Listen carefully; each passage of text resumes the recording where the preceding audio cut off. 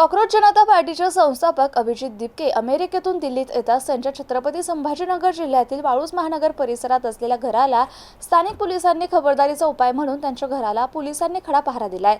यामुळे परिसराला छावणीचं स्वरूप प्राप्त झालंय। गेल्या अनेक दिवसांपासून कॉकरोच जनता पार्टीचे संस्थापक अमेरिकेत वास्तव्यास होते, मात्र शिक्षण विभागातील सावळा गोंधळ आणि निष्काळजीपणा यामुळे अनेक घोटाळे झालेत। केंद्रीय शिक्षण मंत्री यांनी राजीनामा द्यावा यासाठी त्यांनी दिल्ली येथील जंतर मंतर मैदानावर आंदोलन सुरू करण्याची भूमिका जाहीर करत आज सकाळी 8 वाजता दिल्लीत येताच त्यांच्या छत्रपती संभाजीनगर जिल्ह्यातील वाळूज महानगर येथे असलेल्या घराला शहर आयुक्तालयातील पोलीस आणि स्थानिक पोलीस यांनी खडा पहारा दिला। त्यांच्या सुरक्षेत वाढ करण्यात आली, यामुळे त्यांच्या घराला परिसरात छावणीचं स्वरूप दिसून आलं। यावेळी पोलीस निरीक्षक रामेश्वर गाडे यांनी सकाळी सुरक्षा यंत्रणेची पाहणी करून जास्तीचा पोलीस बंदोबस्त दिला।